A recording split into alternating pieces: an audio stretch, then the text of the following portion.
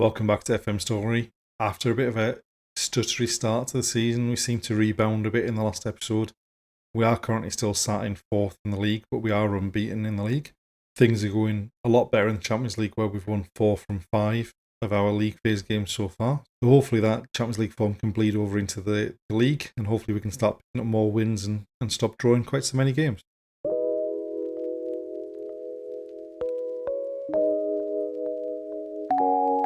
Before we do get started, if you do enjoy the video, please like, comment and subscribe. And without further ado, let's get going. We've made it to the end of December, and our form throughout December has been pretty good. We've continued on where we left off at the end of the last episode. The only one downer was a game against Arsenal in Champions League, which we honestly expected to lose probably going into the game. So the first game since the last episode... the first game since the last episode was a home game against Pennyfield, who we went into the game expecting to beat because they'd only had 1 point from their opening 10 games of the season. If we hadn't managed to win, there would have been some serious questions asked. We did open the scoring after 15 seconds, and Thiago Thomas had a hat-trick just after the half hour. Carboni added one just before half-time, and Filip Krastev, who's really impressed since he started playing regularly in the team this season, added the 5th. Another lovely, comfortable victory, and we're starting to get the hang of things. We were then at home to Arsenal, and basically we weren't good enough. They were the better team on the day. They ended up winning 2-1. They created more chances, they created better chances, and it was a bit of an eye-opener as to this. It's still a work in progress, this new formation. We then played Oliver Ents in the final game of the group stage of the Allianz Cup. A nice, comfortable victory. Rodrigo Ribeiro came into the team, picked up a couple of goals, and a win to give us 2 wins in the group stage, top of the group. And we're going to the semi-final, where we've been drawn against Vitoria Guimaraes, which on a normal year we would probably be quite happy about, but seeing as they are top of the league currently, obviously it's going to be a tough game. We were then at home to Storey in the Taça de Portugal. The first half was pretty dull from both sides. In the end, we just had enough quality. Krastev picked up a goal and then put one on Diamande's head for the second goal. We were quite secure at the back. They didn't really trouble us. And just keep on rolling into the next round. And then the most recent game, we were at home to Estrela Amadora. And Rodrigo Ribeiro continued on his great run of form. He hit a hat-trick in that game. Marita added the 4th. And another comfortable victory. We kept them really quiet as well. And yeah, things are looking positive. So as far as the league campaign is concerned, we're currently sat in 3rd in the league. We are 2 points clear of Benfica. We're 2 points behind Porto. And we're 4 points behind Vitoria Guimaraes, who have won 10 and drawn 2 of their 12 games this season. We definitely don't seem to have scored as many goals this season as we had in previous years, and we shipped a lot more goals at the start of the season than we would normally. We've also shared the goals around amongst, because we've barely had a settled strike force this season. As far as the Champions League concerned, we're still right up there. We're sat in 10th with 12 points from 6 games. We've won 4 and lost 2. All we need is a point to secure our place at least in the playoff round. And we do have 2 relatively, hopefully straightforward games to come, because we've got Fenerbahce and Dynamo Kiev in the last 2 games. And they're bottom and third bottom with 1 point and 2 points respectively. We have already done a bit of transfer business for January. So when we sold Lafont, in the summer, we were in a mad rush to get a new goalkeeper signed. So we signed Filip Jorgensen from Villarreal, who only wanted to be a backup, which should have possibly rang more alarm bells than it did. He has done reasonably well, but there's always a chance that there's always a thought that he's going to drop a clanger. So we've gone out and we've done a deal, I think for $6.5 million, to sign Juan Musso from Atlanta.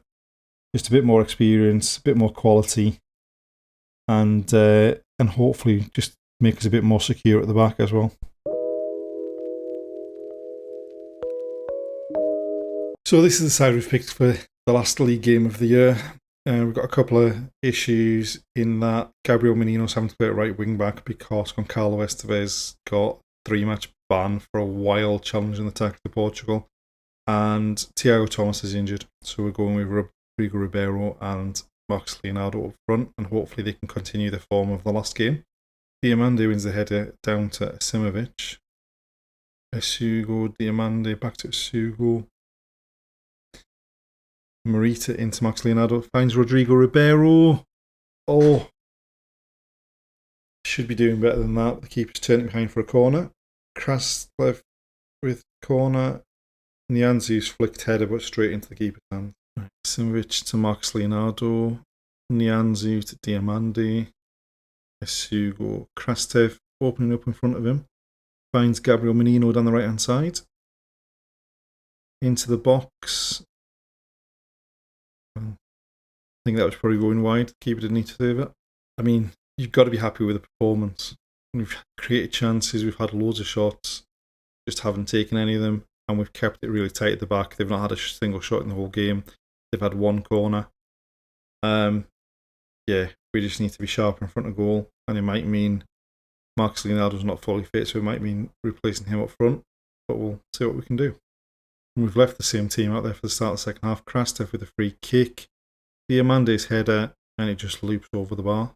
Right, Esugo into Krastev, out to Asimovic. Pulls it back to Morita, it's blocked, and again. And this is just not going to be our day. No, Esugo wins it back. Nianzi to Diamande. Esugo finds Ribeiro. And there we go. All that pressure had to tell eventually. We had 30 shots, 14 of them on target before that. And we finally opened the scoring. It's a lovely ball by Esugo. The centre half's too much space between them, and Ribeiro runs in and pokes it past the keeper. They eventually did have one shot right at the very end of the game. But how we only scored one goal with 45 shots and 18 on target? No wonder their keeper got an 8.4 and was man of the match. Yeah, slightly concerned about the clinicalness there, but the performance is exactly what we want to see. We've made it to the end of January, and things have gone again pretty well. We're doing okay so far. We do have yet another semi-final in the Allianz Cup coming up against the surprise package in the league this season, Vitoria Guimaraes. Since the game against Vitoria Guimaraes, since the game against Gil Vicente, we've won every game we've played apart from the most recent game, which was the last game of the Champions League phase. We went away to Boa Vista and came away with a 4-0 victory, despite the fact that we played 83 minutes with 10 men after a wild lunge from Gabriel Menino. To be perfectly honest, the scoreline, like if you look at the match stats, in terms of the chances created, the XG, everything like that, the scoreline probably flattered us quite a bit. But do you know what? We'll take it. We were then at home to Braga. And again, we weren't very clinical. All the chances we were creating weren't that good a chance. But we were nice and secure at the back, and we came away with a 3-0 victory. Then we went away to Porto in the 6th round of the Taça de Portugal. And we put in a really good performance. We kept them quiet. Frustrated them so much that they had 2 straight red cards in the second half.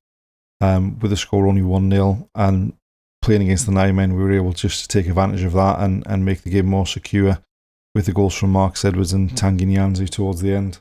And basically, we'll probably never have a better chance in the save of winning the Taça de Portugal, because now we're in the semi-final. The only other teams in the semi-final are Santa Clara, Famalicão, and Lecce, who are in the second division, who we've been drawn against in the semi-final. Obviously, it's a 2-legged thing.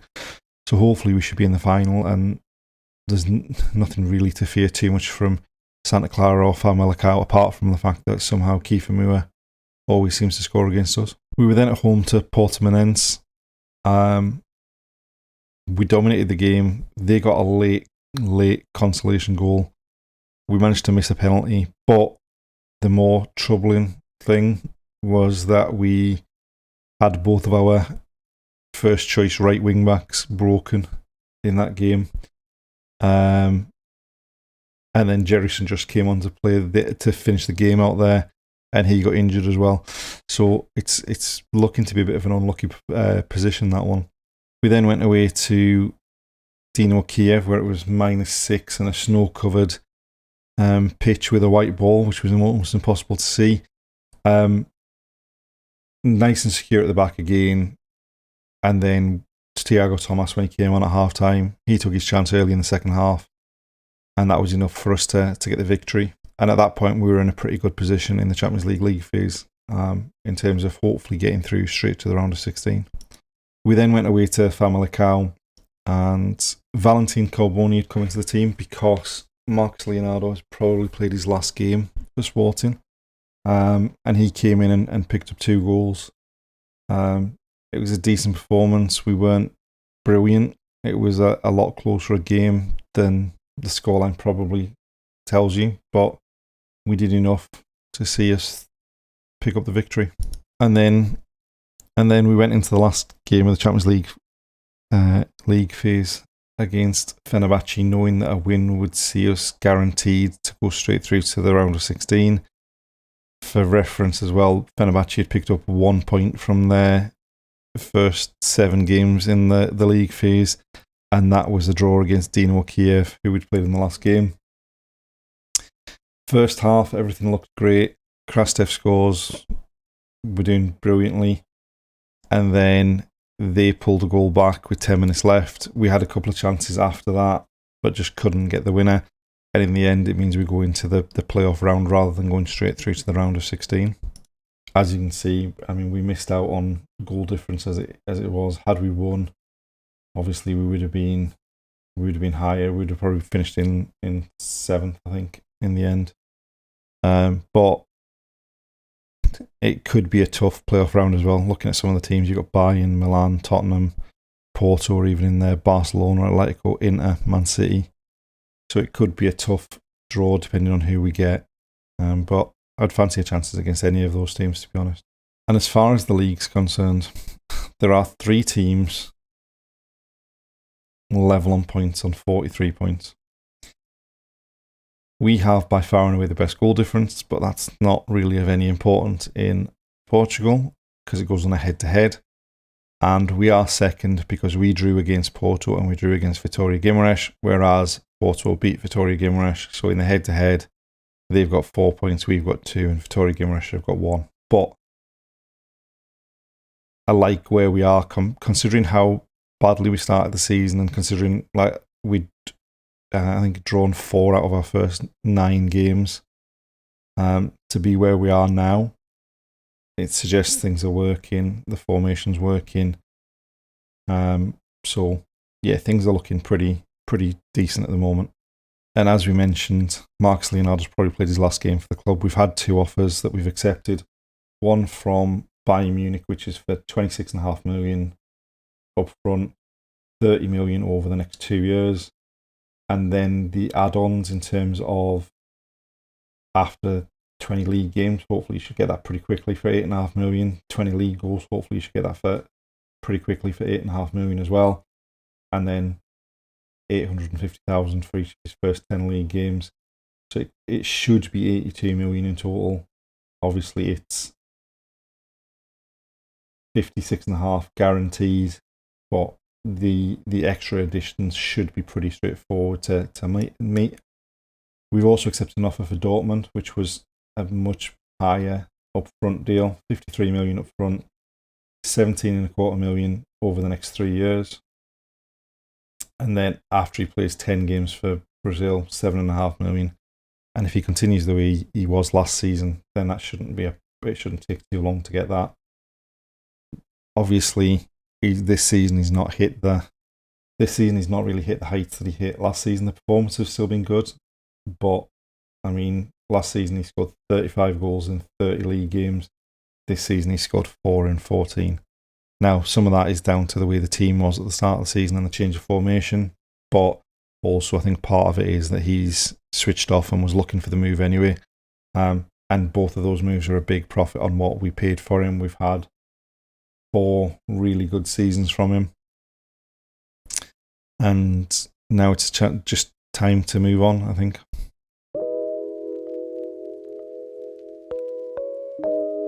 Going into the semi-final against Vitoria Guimaraes, we have issues, as we said, at right wing back. So Gabriel Menino's fit enough to start, but probably not fit enough to play 90 minutes.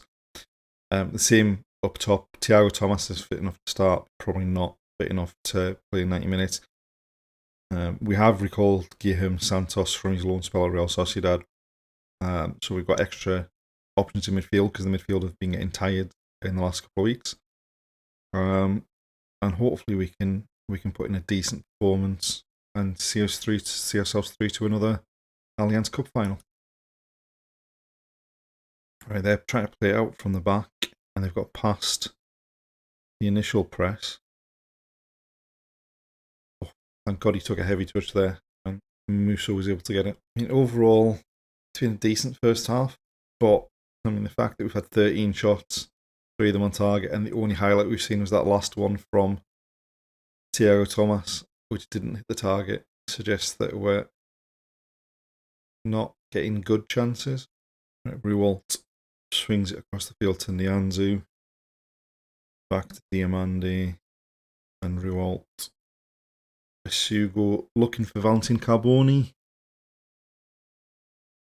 How that's gone in, I don't know, because it looked like he'd overrun it into the keeper's hands, but somehow he's managed to go around the keeper. Sugo with a long ball over the top. Heavy second touch. Keeper got his hand to it, but somehow Carboni's able to turn it home, and we've got a 1-0 lead in the semi-final. Right, they've gone long with the goal kick. Sugo wins the header. Santos onto Carboni. Gabriel Menino coming up from the right finds Guilherme Santos, and his cross is just deflected into the keeper's hand.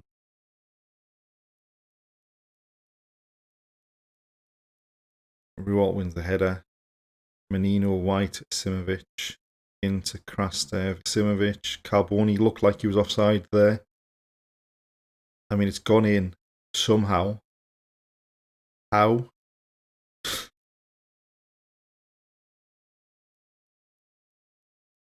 So Simovic lifts it forward. Carboni did look originally offside. Defender gets a block on it. The keeper catches it and walks into the net with it.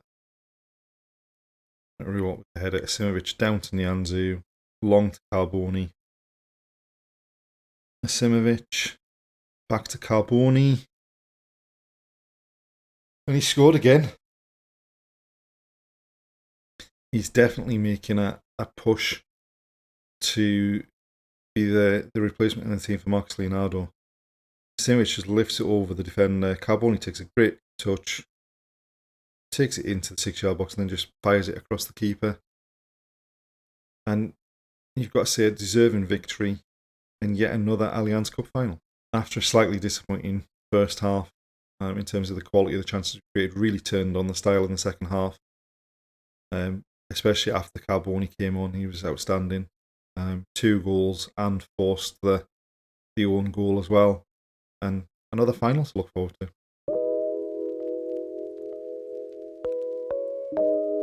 And that's the end of another episode. We're in a pretty decent position. We're currently 3rd in the league, 3 points behind Porto, but we've got a game in hand on them. We've got the knockout round of the Champions League coming up. We are in the semi-final of the Taça de Portugal against the 2nd division team, so hopefully that should see us through to the final. And we've got the Allianz Cup final coming up against either Braga or Porto. So things have picked up. We started the season a bit sluggishly, but we're now in a big good run of form. Hopefully we can keep that going into the next episode, where we've got some big league games going up against Benfica and Porto. We'll probably have the Allianz Cup final as well, I would imagine. And the first leg of the attack to Portugal as well. So plenty of big games coming up.